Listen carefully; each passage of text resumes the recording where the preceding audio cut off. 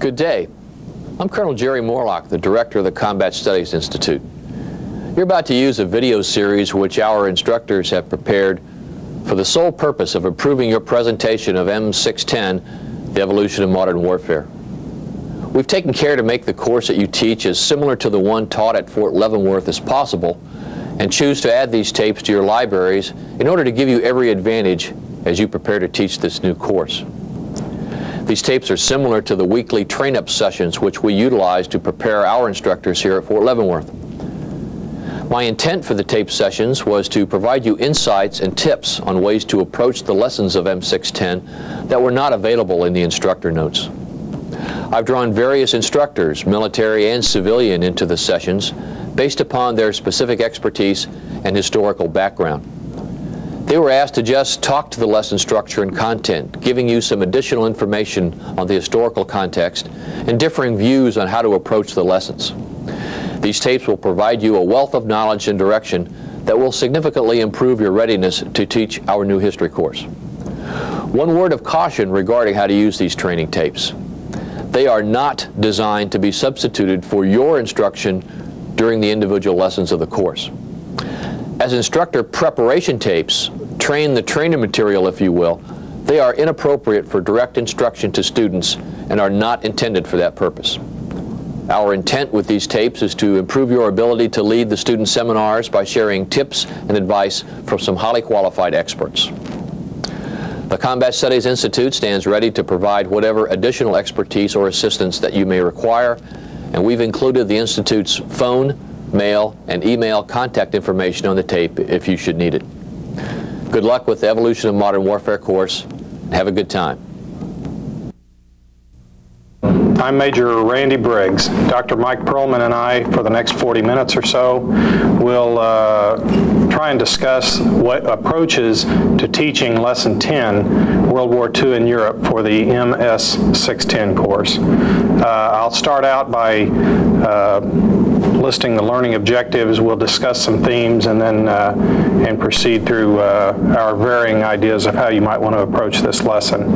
Over the course of this 40 minutes, we'll try and provide some background information that places the readings that your students have in context. The readings support a look at the European War, basically from Normandy forward to the end of the war. Normandy didn't just occur in isolation. We're going to try and give you some background information that puts that in context. We'll try and give some teaching tips as we go along as well.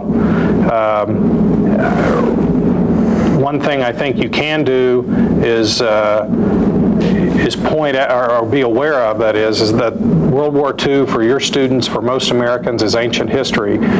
We just went through the 50th anniversary here over the past several years, and so it's been brought back up. But for most of your students who have been born in the 1960s, World War II is 15, 20 or so years before they were ever born. So just keep that in mind, the challenge to bring it up and make it relevant to today, and I think we'll be able to demonstrate how it is relevant to today. First of all, I'd like to review the learning objectives, and they are to evaluate the planning and conduct of selected operations in the European theater of World War II. The second is to analyze the joint and combined operation that brought the Allies ashore in Normandy on 6 June 1944. So again, we have the Normandy focus. Throughout the discussion, some consistent themes emerge. One is the difference between the British and the American strategical concepts,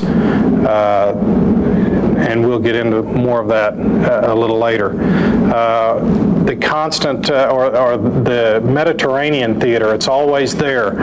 Is it the soft underbelly of the Axis, as Churchill states, or is it a sideshow? Or as the Americans, some will come to call it, a tar baby. The roles of air and sea power are critical. This is not just an army theater of war, but a joint as well as combined theater. The arguments about narrow thrust versus broad front, as Montgomery terms it, keeping in mind political versus military objectives. And finally, I think, and Dr. Perlman has suggested this, is to try and look at the Allied victory and discuss whether it is due to military excellence on the part of the Allies or to just strictly to their material superiority. So with that said, we'll try and discuss some of the background that leads up to Normandy, and I think we can start with the early war campaigns. Or you want to try with British and American strategic concepts? Well, we can do that. Okay, that's good. Let's do that. Which I guess boils down to your, I guess the term I'm trying to now think of it is your basic idea, what's it called, the strategic concept of how the British or the Americans planned to beat the Germans, who certainly in 1942, without a doubt, man for man, gun for gun, the best army in the world, and lots of people thinking it may be the best army in human history, with few comparisons. And then the question is, how can you come to grips and beat them? Do you really want to fight army versus army? And you have to remember what the British perspective is. Anytime the U.S. Army, which believes the only way you can beat an army is to get down on the ground and beat them, is the last time they faced the Germans in Europe in 1940. The mainland of Europe, they didn't have to get there by an amphibious invasion. The most difficult of all military operations. They were there, they were on the ground, and they got their butt kicked off. And now what? These Americans want to tell them, come on with me, we're going back? I mean, what do you think of that as credibility? Thanks for your suggestion. Guess what? We don't want to play. I faced these guys for real in 1940 with the French in great depth, and you barely have, what, 2 to 3 divisions ready to fight in 42? Right. And you want to go back? And remembering back to the 40 campaign, the British and French actually outnumber the Germans. They have numerical parity as far as aircraft goes. They have more tanks than the Germans do. On paper, they appear to have a superior force. Which is why that whole operation was such a shock. You crunch the numbers, and the American computers of 1940 say the Allies win, right, and they were crushed. It was what, 4 weeks of serious fighting, 2 more weeks for to get to Paris, and you want me to go back? Well, if that's so, then how do the Brits plan to win this war? If it's not going to meet the German Wehrmacht in land combat at the ground, they want to fight them on the perimeter or the periphery to attrit the Germans by indirect means, by air power, by peripheral operations, by letting, after June of 1941, letting the Russians attrit the Germans, and so that the British don't want to face the German army face to face until that German army has been ground down and worn away. In other words, when we the British come to grips, as we eventually must, with the German army in Northwest Europe, it is going to be a German army which is a shadow of itself. We hope. Well, that's our strategy. That's our strategy. Is that somebody or other factors will essentially beat them. And our army is essentially a mop-up operation. Now, you need mop-up operations. Without them, you know, there's not a mop-up. Right. But essentially, the decisive factors will be done by other branches or other nations. It will be by, in some cases, the Russians. It will be done by strategic bombing. Which from 1940 on is the only way the British have of actually striking at the Germans. Unless you want to put that ground force across the shore. Right, unwilling to put a ground force across the English Channel again. The strategic bombing is their only weapon. And their attempts to do anything with ground forces. You would also, of course, they would argue it's not only our only weapon. Ally, it's your only weapon. Right. Because anytime you start talking about us going ashore, particularly in 1942, the majority of that component is going to be British until 44. Absolutely. Because like usual, World War II is no different than wars like usual in the United States, which is you declare them and then you prepare to fight them. Right. So there's a year and a half to 2 years. And you've got two great big oceans protecting you in the meantime. Well, at least protecting you, but we, like usual, will declare a war and then develop a force structure to fight it. Let me digress from this. We digressed from the beginning. Sure we have. Let's look at the German strategic situation as the Allies are having this debate. Well, so far we've heard one half of the debate, but the German situation is interesting. There's an article by Michael Geyer in this book, Makers of Modern Strategy, which has an excellent discussion of German strategy from 1914 to 1945. And he describes every victory that Hitler gains in the first year and a half or so of the war, first year of the war, as actually worsening the German strategic position. In what sense? He invades Poland. So what does that get him? It gets Britain and France declaring war on him, which he didn't think they would do. He conquers, that's in the summer and fall of 1939. He conquers the Low Countries in France in the spring of 1940, and what does that get him? It gets him Atlantic ports, it gets him the resources of France, seems to be great. Only Britain is holding out against him, but now the United States is morally and mentally energized to try and save Britain. And so it gets the United States... Well, the United States really renounces its neutrality. In everything but official. It does everything but officially renounce its neutrality. Well, actually, it doesn't announce belligerency, right. But what it does is it gives guns to one side, doesn't sell them, gives them to the British, freezes German assets so Germany cannot buy, let alone get this as aid. The United States is not a neutral, but the United States wants to get security on the cheap. Right. In other words, do it by foreign aid, not by blood.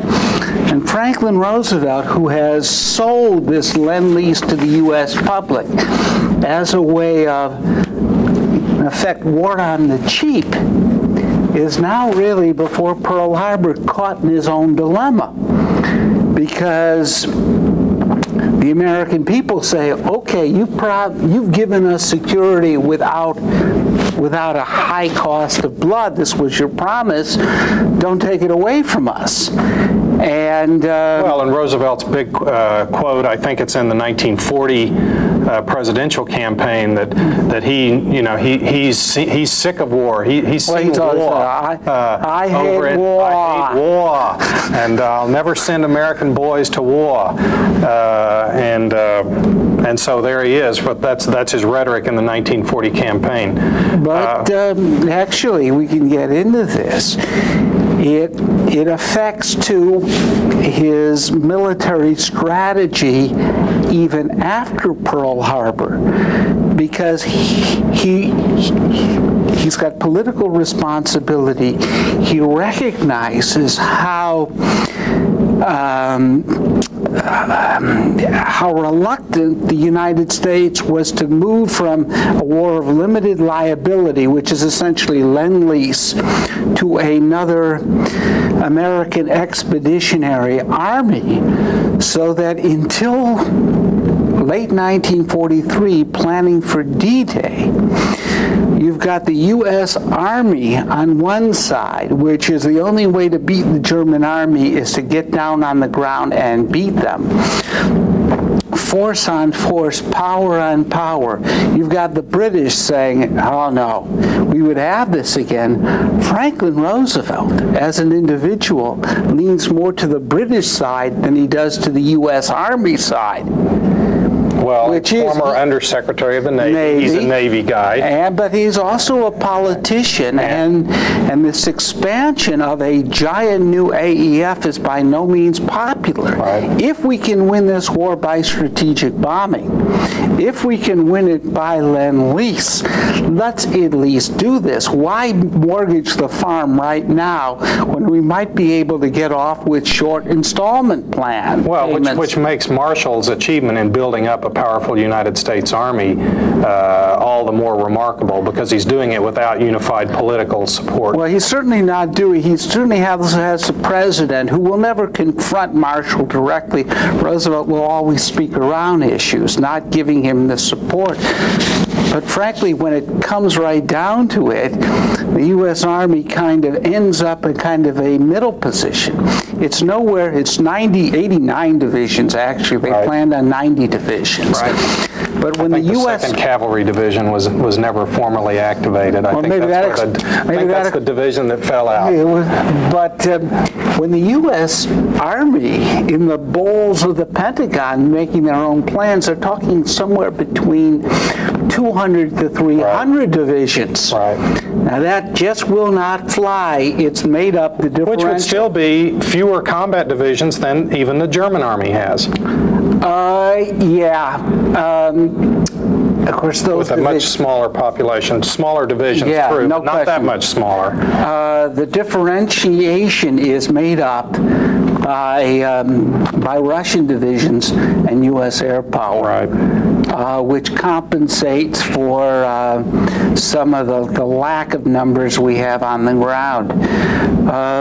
Mike, let me get back to the kind of chronological narrative here. All right. Okay, we've laid out the British strategic perspective. We're kind of a little bit into the American perspective. You can see that there's sort of divided counsel in the American camp, which leaves the Americans, at least in the early stages of negotiating with the British for a combined strategy, somewhat susceptible to British domination because the Americans are not of one mind. Let's go back and look what's been going on in the war itself. We left off with the conquest of France, June of 1940. Within a month and a half, Germany starts the air campaign that will be known to history as the Battle of Britain, supposedly as a prelude to invasion of the British Isles. They lose that air campaign. Several reasons: poor tactics, short range of their fighters. But the bigger question is, were they ever really seriously going to invade? Did Hitler ever seriously plan an invasion, or was he always hoping for a reasonable accommodation, a peace with Great Britain that would allow him to control the rest of Europe without interference? Well, apparently the deal that he would have liked to have made at the time is, I guess, like many Europeans, they don't know whether England is a part of Europe or not. Lots of Englishmen don't know whether they're parts of Europe or not, is that if I could come with, quote, a reasonable peace, which means England, you know, remember, England declares war on Germany. Germany doesn't declare war on England. Right. It's not like Russia, Poland, or France, one of Germany's long historical enemies back 400 years. Right. In fact, the English and the Germans were allies in the 18th and early 19th century against the historical enemy of England, which has been France. Right. And even into the World War I era, the German and British crowns are the Kaiser and the King are a cousin, and of course everyone's a cousin. But if England, in Germany's perspective, would come to its senses and make this deal, I don't plan to have a German Gauleiter or a Holocaust of the English citizenry. Let's be sensible. The thing is that Britain, for which all of us should be immensely thankful today, is that they didn't, quote, make this deal because, you know, a deal with... stiff-necked, unreasonable... Well, the thing is, what do? You make a deal with this, I'm looking for deal an with the devil. And you always know it is a deal of convenience, meaning that what will he do in 5 or 6 years when he gets some later ambition? Right. But the English will not make this deal. They will not revoke their declaration of war, and I guess he has lots of hopes. Maybe some strategic bombing will drive the British to their senses, meaning that they are a democracy. They can get rid of that Churchill, right. And we could get an appeaser in, and we can cut a deal. But they don't. The strategic bombing campaign conducted with medium rather than heavy bombers. They're not built to win the war in Britain. They're built to support the Army. Yeah, close air support. Air Force has got a strategic bombing mission, and ain't going to do it too well. So they don't knock the British out by bombing. They try and do it with the Battle of the Atlantic. Churchill will later say the Battle of the Atlantic, which runs from 1940 to 43, the critical about mid-43, yeah. 43, that's the closest, or that's the most danger Britain faced was from the Battle of the Atlantic. So that's the only thing you really feared. Right. If the German U-boats control the Atlantic, right. the U.S. could have 8 million divisions. Showing again, it doesn't matter anything. They're not going past Brooklyn. Supporting Geyer's point that Hitler is strategically bankrupt. Of course, he starts this naval war with what, 60-some submarines, with a totally inadequate submarine force to sever Britain's sea lifeline for trade. Now, we need to move along and look at the American side of the strategic debate. Let's look at the U.S. Army perspective, and that is George Marshall has built this Army from 170,000 in 1940 to, by 1944, some 7 million, of which about 4.5 million are actually in Army ground, are not in the Army Air Force. The Army's concept is the way to defeat Nazi Germany is cross the Channel at the earliest possible moment, come to grips with the German Army and defeat it in battle. Some battle of strength on strength, annihilation. That's right. Our military strength against their strength. And that they look at the British peripheral or perimeter operations, the British attempts at indirect approach with the American Army they look at that with great suspicion. Yeah, can I, let me define, if I can, for this indirect or peripheral approach. The English perceive that even in ground forces, if we control at least the surface of the oceans of the world, is that if we can land a force at some place which is difficult for the German army to reinforce, North Africa, Greece, or whatever, it would be our first ground team versus their third or fourth. This is the thing about getting victories on the board. Which, after the debacle of 1940, it makes important. sense. I don't want to have our strength on their strength. Right. I want to have our strength even on ground forces on their weakness. Right. Now, the U.S. position in something like that is, even if you get a victory against their weakness in a place like North Africa or Greece, what have you gotten? Right. I mean, it's chump change. It really doesn't matter. That's where there's a reason why they're strong in Northwest Europe. That's what's important. That's where they're going to be beaten. Well, and of course, that's the American position, and in the debates, the strategic debates that occur throughout 1942, the American Army position does not prevail, and the Allies go into North Africa. The invasion of or Operation Torch gets the couple of reasons for Operation Torch that you can discuss with the students. Why Operation Torch? Why North Africa? The British won't agree to any other major operation in 1942. And they're going to be the senior partner. They're the senior partners. Simply in terms of investment, is that there are more of us Right. being committed than you. The other thing is, frankly, behind the back of the U.S. Army is that Roosevelt leans more at this period to the British point of view than he does to the U.S. Army point of view. And there's a strategic need or a political need to maintain a strategic policy, and that is the policy of Europe first that has been agreed upon going back to the fall of 1941, or the summer.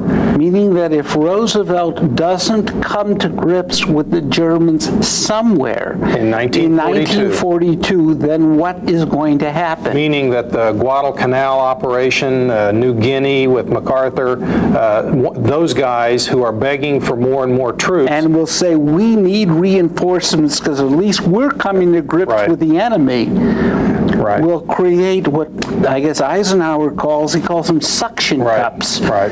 Is that need for reinforcement Will preclude the buildup in the European theater to ever get across the channel. and fight which the means Germans. then, I guess, if you don't win by strategic bombing, you don't win at all. So we get sucked into the Mediterranean. Sucked is a bad word. We go into the Mediterranean. You're an North Army Africa. officer. Listen, they were a lot more angry than being sucked in at that time. This waste of time and resources. So the U.S. Army thinks. The U.S. Army says we got our shirts. We lost our shirts. We got our clocks cleaned by the British. Politically. Being brought into this. what is this in fact meaningless diversion Right. of men and resources away from the war that has to be fought sooner or later. Right. Now, I was going to discuss mid-war campaigns. Battle of the Atlantic as it goes into 43 when we finally turn the tide. Our operations in North Africa, Sicily, and Italy. We're sort of close on time, so let me just very quickly touch on those. Finally, the table or the tide starts turning in the spring of 1943 on the Battle of the Atlantic for a number of reasons. Escort procedures, more destroyers, air coverage of the air gap out in the middle of the Atlantic. U.S. productivity starts rolling right. into 43. But some of it's doctrinal and training as well. North Africa. We do great at Operation Torch. Of course, we're only fighting the Vichy French in November of 1942. In February of 43, when the Germans counterattack with not even the first team, but their Germans, we get our clocks cleaned at Kasserine. German divisions. Right. Well, under obviously a tactical genius, Rommel. Right.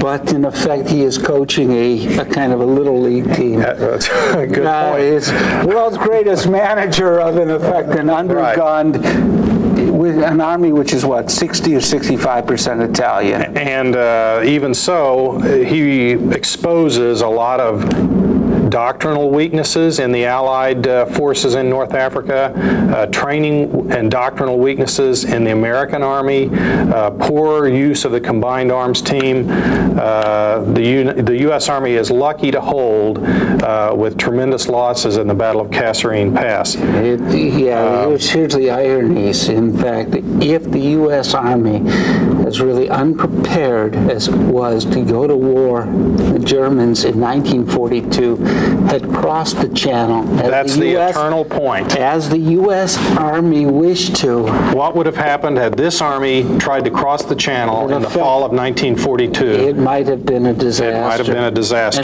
In fact, let me just say, if I may, it was expected, frankly, by Eisenhower and Marshall that it would be a disaster. Now, why would these gentlemen in 42, in effect, set the U.S. Army up for what Marshall, well, Eisenhower called it at the time a sacrificial mission. Marshall later called it suicidal. In 42, nobody really knows the strength of the Russian army. but lots of people who think it's going down the tubes, and it may not last into 43 unless it's relieved. Well, that's the whole premise of the proposed Fall 42 invasion sledgehammer, is if the Russians are on the verge of collapse, then we must attempt a desperate invasion to try and stave that. Or if the Germans are on the verge of collapse, then we've got to get an invasion so we can mop up. But that's the mop-up operation. It is not the ghastly fight. Now, but Eisenhower says, I may sacrifice 6 Allied divisions to preserve an 8 million man Russian army. Right. This is grim business. Nobody said it was fun. Right. And it's not a picnic. But with this thing, it's probably this association. It may seem shocking to us today. I know when I first began to learn something about it, I was surprised.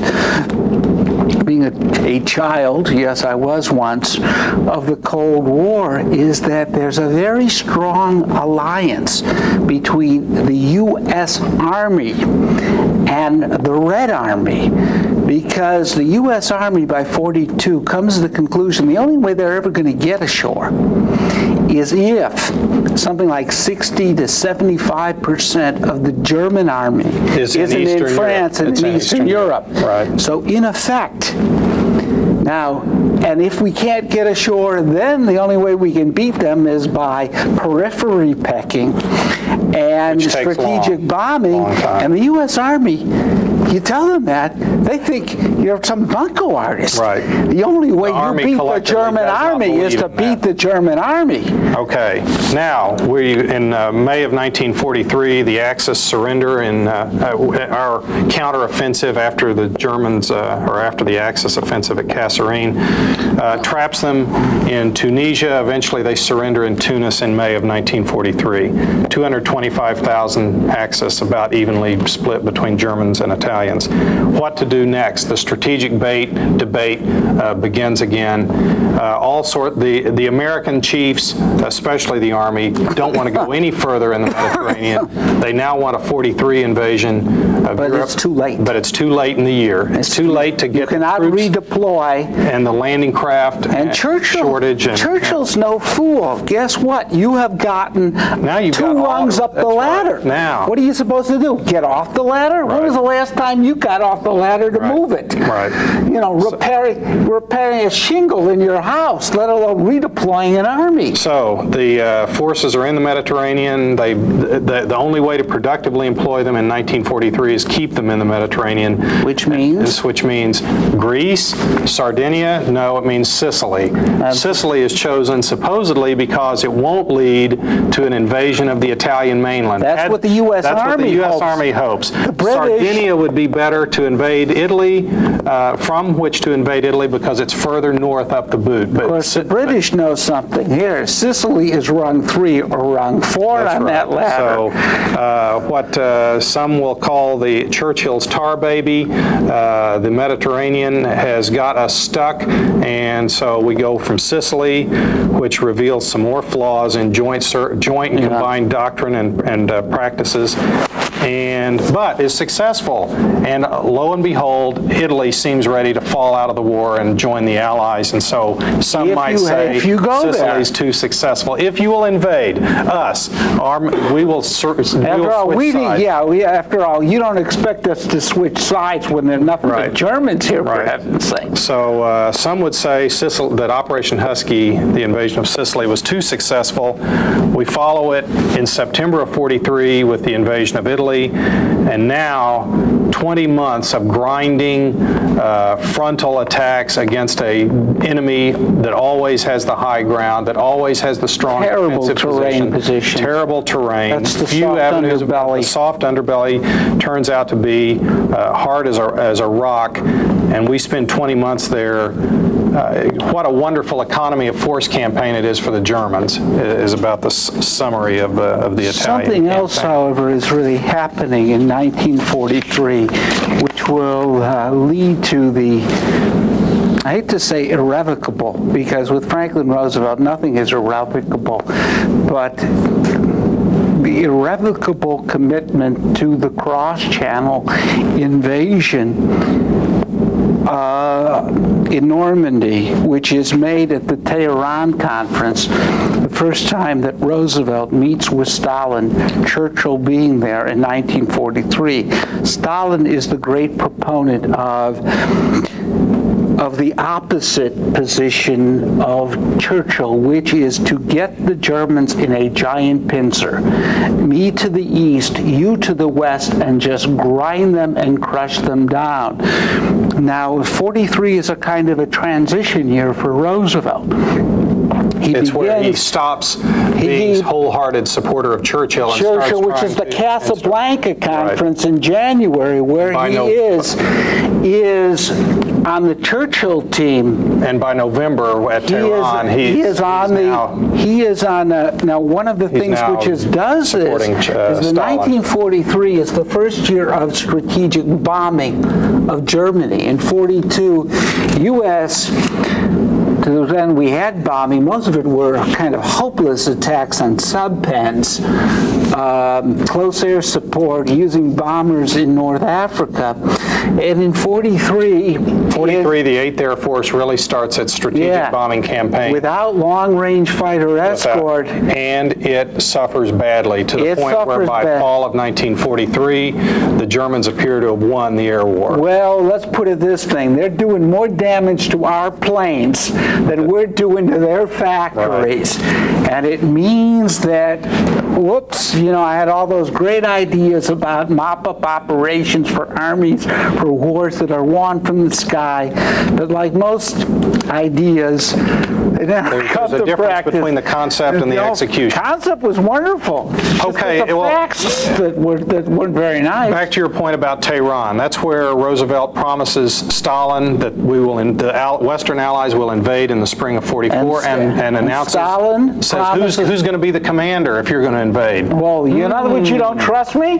So that's what forces the appointment of Eisenhower. Name a name, appoint a guy in charge. Let's get a command headquarters. By January of 1944, Eisenhower is setting his headquarters up in England to Supreme Commander Allied. Just one thing on the Russian aspect on this. What Stalin then promises Roosevelt is that if you go ashore in France, I guarantee it. Now, this is not a guy whose word you actually trust, since there are millions of graves in the Soviet Union of people and families who trusted him. Not very funny, I guess, in retrospect, is he will say, I guarantee there will be no reinforcements, let alone from Eastern Europe, from Central Europe, from Germany. Meaning that if you go ashore, I will attack. Keep them tied down in the east. Now, what happens is the U.S. obviously wants joint planning and specifics and liaisons. Is amazingly unhelpful. Oh yeah, yes. Stalin doesn't allow nobody in his headquarters. But they do launch their offensive there in the summer of 44, and as Bob Bauman, also of Combat Studies Institute, has said, that the Normandy invasion serves as a wonderful little diversion to set up Operation Bagration. That is standard Soviet history. Is 3 weeks. Yeah, it's 3 weeks after, where initially we spend so much time worrying about getting ashore that the U.S. and the Allies in general don't worry as much about what do you do when you get ashore. And we're caught down in the U.S. in particular, in I guess the worst terrain in God's earth for this. Yeah. Okay, let's look at why it is we have to invade in the spring of 44, and why do we choose Normandy? I mean, why invade? Germany's going to lose the war anyhow. I'm not nearly as sure as you are. Okay. The British say that sooner or later. We can look back on it with 20/20 hindsight and say the Germans are going to lose. I'm not sure I agree. Okay. For wonderful arguments, why to invade, Stephen Ambrose's book, D-Day, June 6, 1944, is great. basically, the Allies have to come ashore. The American strategic concept is finally prevails anyway, if it's not vindicated, and that the Allies will come ashore. They will come to grips with the Germans in 1944. Why Normandy? A lot of other places. Could go into Brittany. Do we have a good map? Could go into the Low Countries. Well, if we had a map back there, some considerations that drive Normandy: it's got to be within fighter range. It's got to be reasonably close to the embarkation points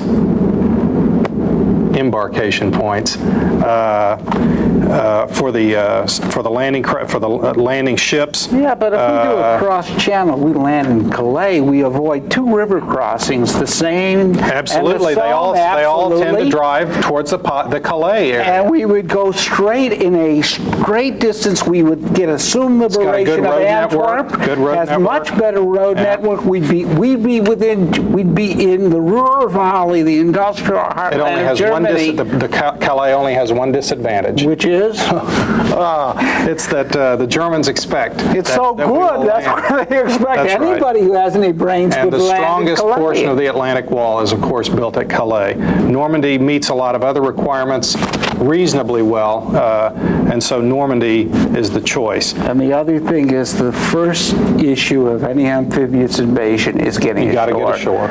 Before you can do anything else, the follow-up operation is nice, but if there is no initial secure lodgment, your follow-up operation isn't very important.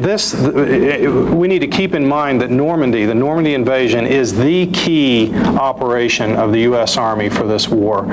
This is what George Marshall has built the U.S. Army to do, to invade a hostile coast in Northern Europe and come to grips with the German Army and decide the battle in the European theater of the war. Some other points are the timing of the invasion, weather considerations, tides, moonlight, time of the moon rising, all for the various aspects, the bomber coverage, the airborne drops, the landing at dawn at low tide to avoid the beach obstacles. Of course, that means the troops wounded on the beach then drown as the tide comes in. We need to, and the reading by Dr. Gable supports this, the organization of SHAEF, Supreme Headquarters Allied Expeditionary Force, as a combined and a joint headquarters, the most successful coalition force in modern military history. I think we can safely say that. Because you look at that, it is not some sort of liaison officers between my army and your army. It is a headquarters in which for every British chief there's an American deputy. For every American chief there is a British deputy. It is really as close as you can get. It is interwoven like that. So it has some advantages. One, it gets to form in a country that is not under invasion. The force is not in contact with the enemy. It has time to prepare. It gets to choose its time and place of coming to grips with the enemy. And there are still some problems within SHAEF. But all in all, it is very successful by the standards of joint and combined operations. And in addition, it's conducting the most difficult military operation, an amphibious assault on a hostile shore. Interesting about this, when Stalin was always complaining about to the Allies in 42 and 43, and he has complained at Tehran. This is the first meeting that Marshall has with him. And he says, you don't understand to Stalin, this is not a river crossing. A failed river crossing is a setback. A failed amphibious invasion across an ocean is a calamity. Now that brings to point something that Colonel Stalin in our our resident course author continually makes, and that is that the Germans and the Allies have a fundamentally different view of the English Channel. The Germans view it as an obstacle, a barrier, something awful to try and get across. The Allies look upon it, yes, it is that, but it's also a conduit, it's a highway, it's a means of getting where you want to go. That's the sea power orientation of the Allies. Yeah, it's not necessarily the same thing as the U.S. Army. This may be some of the difference why we, of course, in retrospect, that's what cheap historians like me do.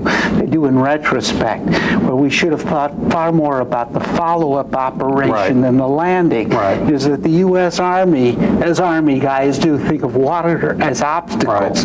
If we would have thought about it as an avenue of approach, and because of our overwhelming sea and air power, we can land anywhere we choose. Well, as an overall organization, SHAEF is able to think of it in the terms of an avenue of approach, but the ground component, the Army guys planning the campaign on the ground, they are unable to look past what's going to happen. What actually it turns out to be, I can't remember the nature and the predictions. I think the we get to about the D+5 line by D+50. But not only this in terms of casualties. Gee, I didn't bring in my numbers. The casualties are less. The expectations in the initial invasion about the Desert Storm. Those expectations of 1/3 of the initial assault divisions are going to be casualties. It turns out to be what, about 5 or 6%. I think it's about and really only the Americans at Omaha and this is an accident because what happens is the Americans at Omaha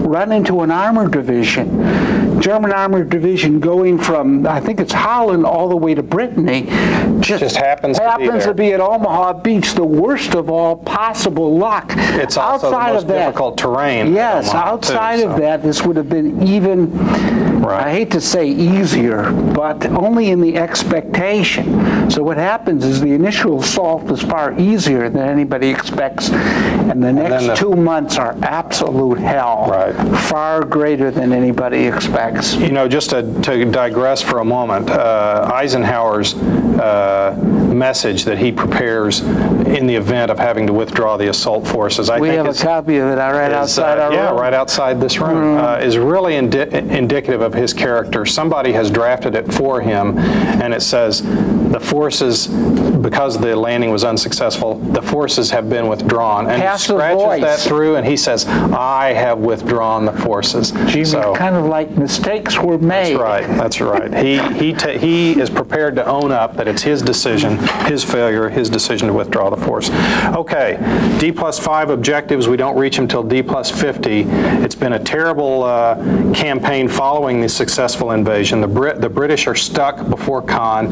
The Americans are bogged down in the hedgerows, and the Germans are defending tenaciously. I don't know if anybody's seen pictures. I mean, I'm a Midwest boy. I think of hedgerows as nice little things, the shrubberies.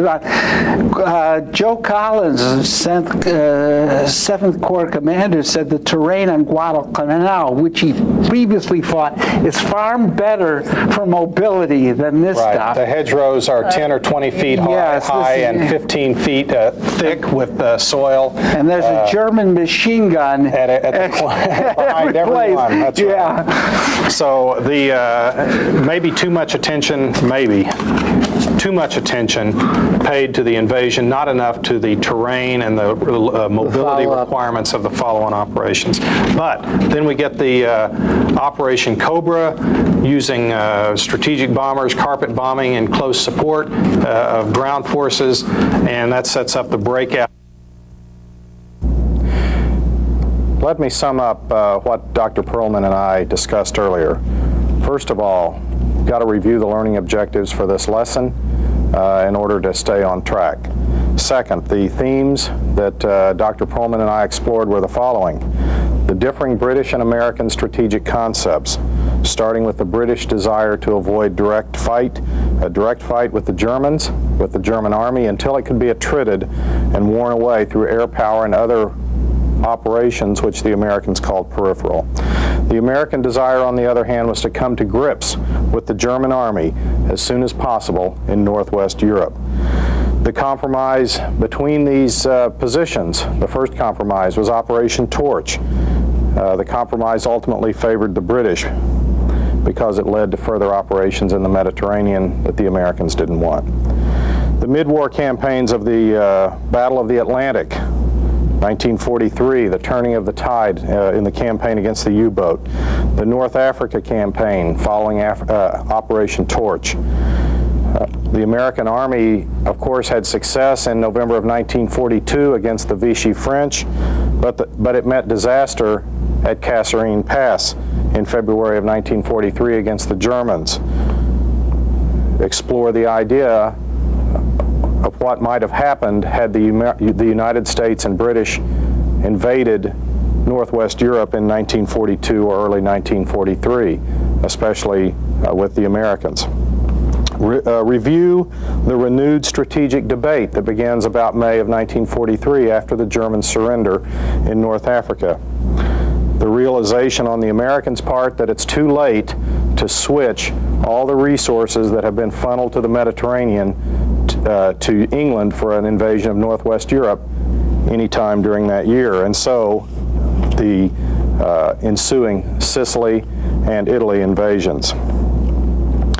Also, North Africa and Sicily especially reveal flaws in American doctrine and training, in U.S.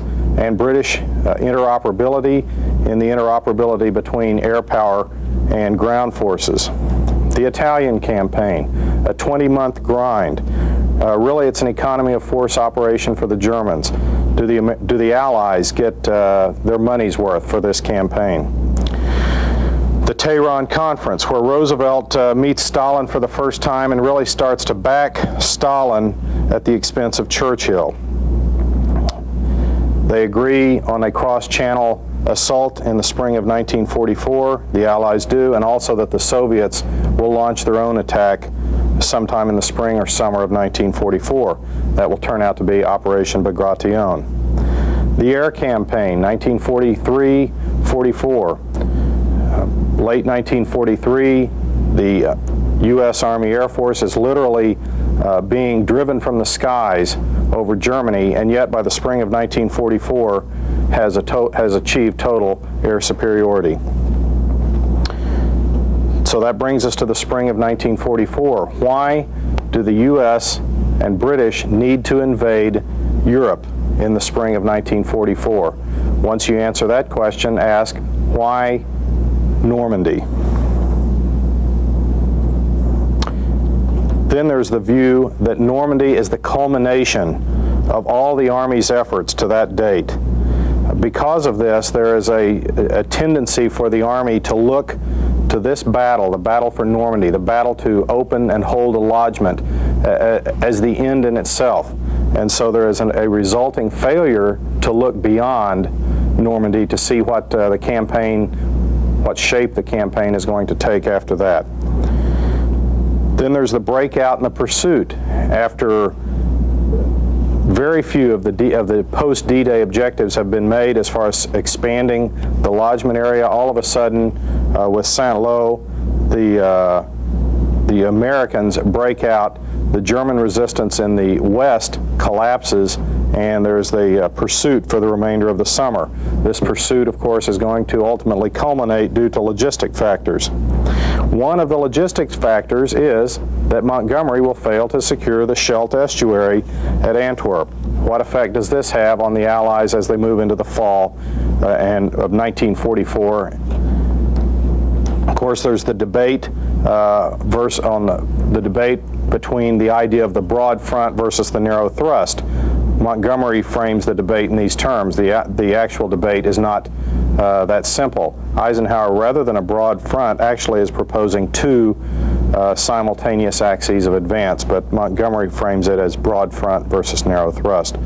Obviously, he prefers the narrow thrust, and unimaginative Eisenhower favors the broad front. There's Montgomery's failure at Arnhem, or the Allied failure at Arnhem, and the effect that that has on the campaign as summer turns into fall in 1944, resulting in, of course, the Germans' Ardennes offensive, the Battle of the Bulge. After this, there's more strategic debate about how to end the war once the Germans' Ardennes offensive has been contained. And finally, there are the offensives that ultimately reach into the heart of the Third Reich and end the war. You can also concern yourself with the legacy of World War II, both in combined arms operations at the tactical and operational level, the formation of the U.S. Air Force based on what the U.S. Army Air Force did during the war, the hostility that will soon develop between the Americans and British on one side and the Soviets on the other, leading to 45 years or so of Cold War, from which we have only in the last decade emerged. So again, we at the Combat Studies Institute, Command and General Staff College, stand ready to assist you anytime we can with any questions you may have. Thank you.